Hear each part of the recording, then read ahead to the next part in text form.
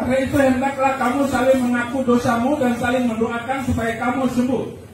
Doa orang benar bila didoakan dengan yakin sangat besar kuasanya. Akhirnya saya berdoa untuk polisi dan jaksa demi nama Yesus yang mati di atas kayu salib 2000 tahun yang lalu, ampuni kesalahan mereka.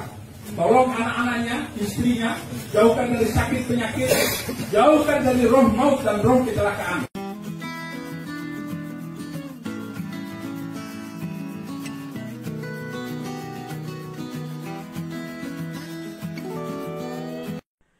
Shalom, saudara yang diberkati oleh Tuhan Yesus Kristus. Salam jumpa dalam kasih Tuhan Yesus bersama saya Pendeta Mel Atok.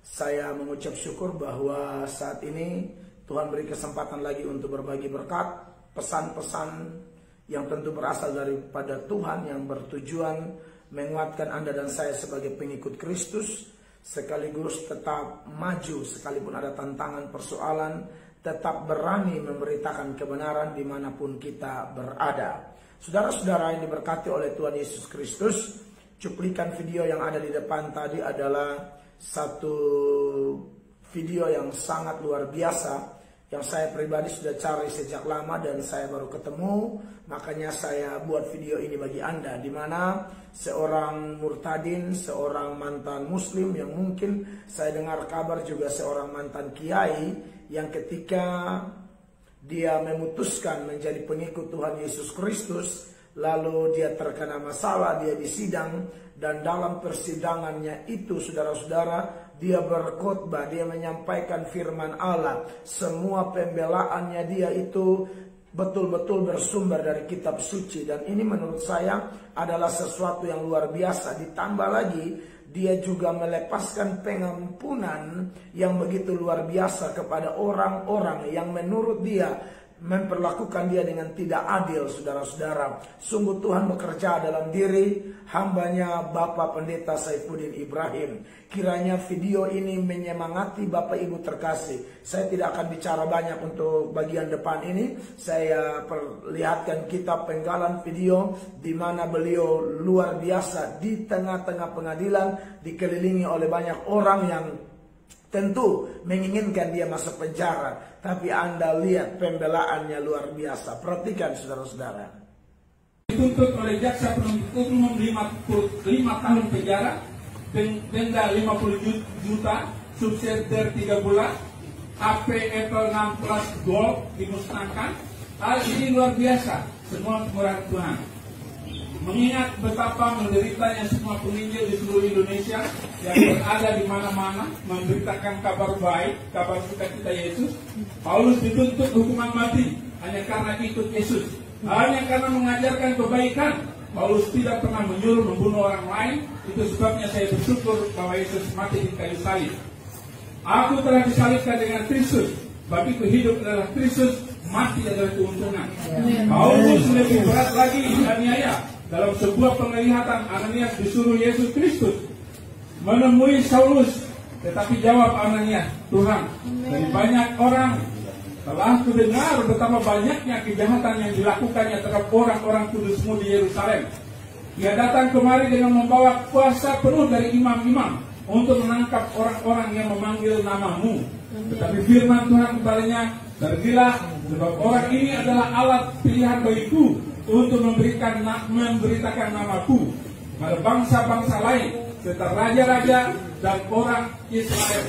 Aku sendiri akan menunjukkan kepadanya betapa banyaknya penderitaan yang harus ia tanggung oleh karena namaku. Apa yang dikatakan Yesus Kristus kepada Ananias, ini tergenapi semuanya atas diri Saulus yang berubah nama menjadi Paulus. Aku lebih banyak berjudi lelah, lebih sering di penjara, didera di luar batas, kerap kali dalam bahaya maut. 5 kali aku disesah orang Yahudi, setiap kali 40 kurang 1 kali pukulan. 3 kali aku didera, 1 kali aku dilempar dengan batu, 3 kali aku mengalami karang kapal, sehari semalam terkatung-katung di tengah laut. Dalam perjalanan aku sering diancam bahaya banjir dan bahaya penyamun, bahaya dari orang-orang Yahudi, bahaya dari pihak-pihak bukan Yahudi, bahaya di kota dan bahaya di padang gurun, bahaya di tengah laut, bahaya dari pihak saudara-saudara palsu, aku banyak berjeli lelah dan bekerja berat. Kerap kali aku tidak tidur, aku lapar dan dahaga. Kerap kali aku berpuasa, kedinginan, tanpa pakaian, dan dengan tidak menyebut banyak hal lain urusanku sehari-hari, yaitu memelihara semua jemaat. Saya lompat doa.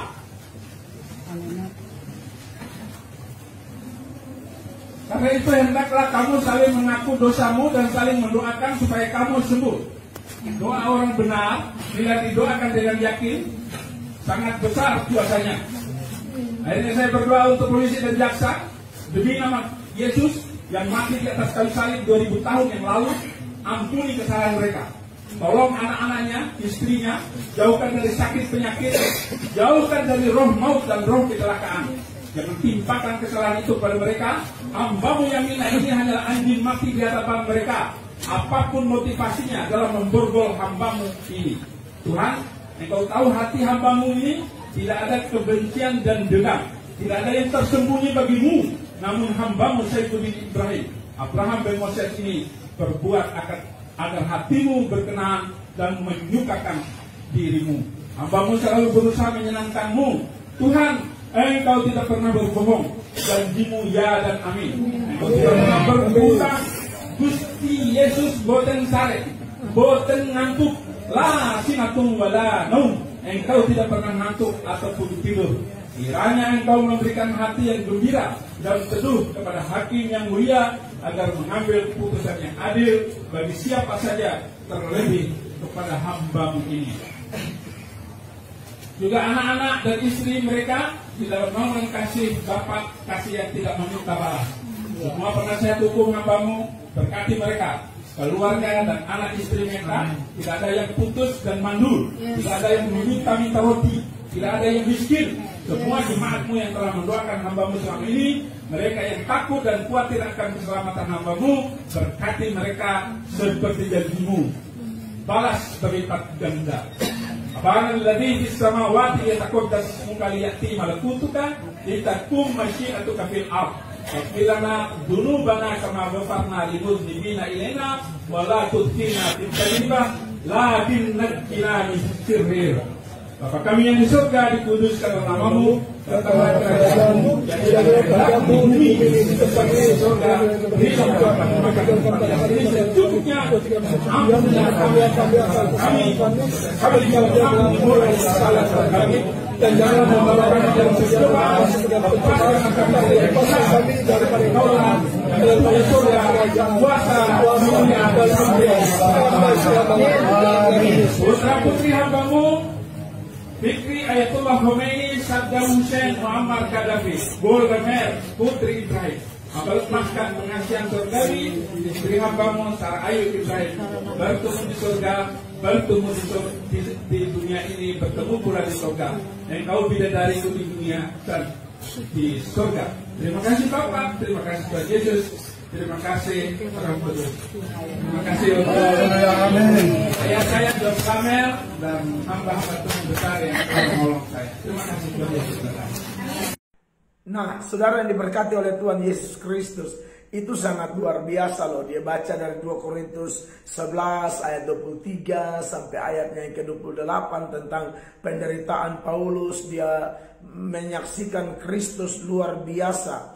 Dan bagi saya ini luar biasa. Dulu saya beranggapan bahwa keberanian seperti ini hanya ada pada orang-orang tertentu saja, ya.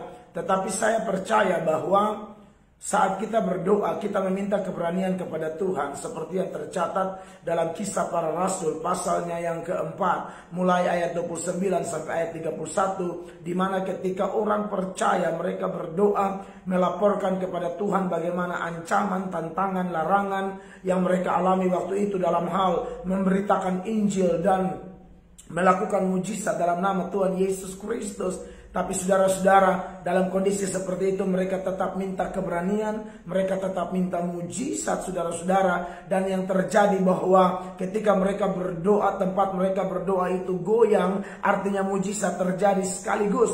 Roh Kudus memenuhi mereka, mereka kepenuhan roh, dan kemudian mereka berani memberitakan Injil. Saya pikir apa yang dialami oleh Pak Saifuddin Ibrahim ini, seorang mantan Islam yang juga tentu paham agama Islam, tapi kemudian dia menerima Yesus sebagai Tuhan, dia diadili, dan di depan orang-orang yang mengadili dia bicara Alkitab, dia menyampaikan Injil.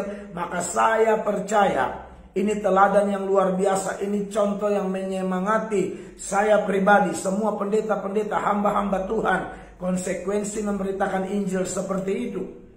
Yohanes pasal 15 ayatnya yang ke-20, Tuhan Yesus berkata, seorang hamba tidak akan lebih dari tuannya. Kalau Yesus yang adalah Tuhan dianiaya, maka tidak mungkin tidak kita lolos. Pasti kita akan mengalami masalah-masalah, tantangan-tantangan demi nama Yesus, demi kebenaran. Dan itulah yang disebut salib. Salib adalah menderita karena taat Kristus, menderita karena cinta Kristus, menderita karena tahu kebenaran, tidak diam, tapi memberitakan kebenaran. Kalau kita menderita karena mencuri, menderita karena tipu, menderita karena selingkuh, itu bukan salib. Itu memang kita juga bisa bertobat dan bangkit lagi. Tetapi pengertian pikul salib seperti yang Yesus minta, barang siapa mau ikut aku, menyangkal diri, pikul salib lalu ikut aku. Nah, pikul salib itu salah satu contohnya seperti yang dialami oleh hambanya, seorang mantan muslim, Pak Saifuddin Ibrahim. Saya tidak kenal beliau, tapi saya suka beliau. Dan dari khotbah-khotbah saya sering menyinggung apabila sudah bicara topik tentang berani beritakan Injil, topik tentang berani mengaku Yesus di depan umum. Maka orang yang saya soroti salah satunya adalah Bapak Pendeta Saifuddin Ibrahim. Nah, saudara-saudara yang diberkati oleh Tuhan Yesus Kristus, yang lebih dahsyat lagi ialah dia mengampuni orang-orang itu seperti penggalan video awal dari video ini, saudara-saudara. Saya pikir hanya Tuhan Yesus yang bisa melakukan itu dengan berkata di Golgota, ya Bapa ampunilah mereka karena mereka tidak tahu apa yang mereka perbuat. Saya pikir hanya Stefanus yang bisa mengikuti itu ketika dalam Kisah pasal 7 ayat 59 ayat 60, setelah Stefanus menyerahkan rohnya kepada Tuhan Yesus, dia bilang, ya Tuhan jangan tanggungkan dosa ini kepada mereka. Pak Saifuddin Ibrahim melakukan itu. Dia berdoa, bukan saja bilang mengampuni, berkati hakim, polisi, semua orang yang tidak suka dia supaya mereka jangan kena celaka, jangan kena maut, dan lain sebagainya. Ini luar biasa. Makanya ketika saya nonton video ini, saya tahu ini video sudah lama. Saya pernah lihat beberapa waktu yang lalu, 1 tahun lalu atau 2 tahun lalu.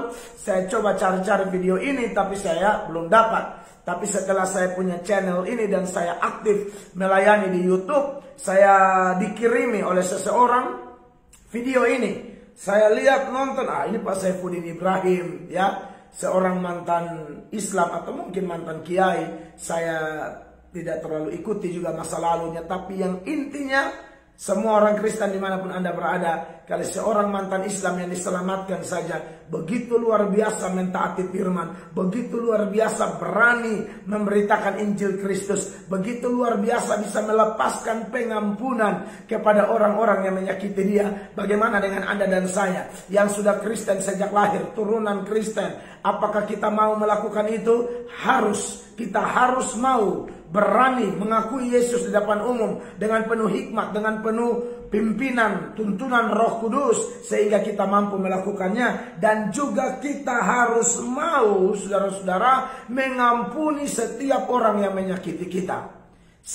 Kalau Pak Saifuddin Ibrahim nonton video ini, Anda luar biasa. Saya berharap, Pak, suatu saat setelah pandemik, saya bisa hubungi untuk datang ber-KKR di Kota Kupang, khususnya di gereja di mana saya layani. Saya sudah berdoa berharap waktu yang terbaik Pak Saifuddin Ibrahim harus datang di gereja yang digembalakan oleh Pendeta Mel Atok di Amazing Grace Kupang, sehingga semua kami orang Kristen melihat contoh.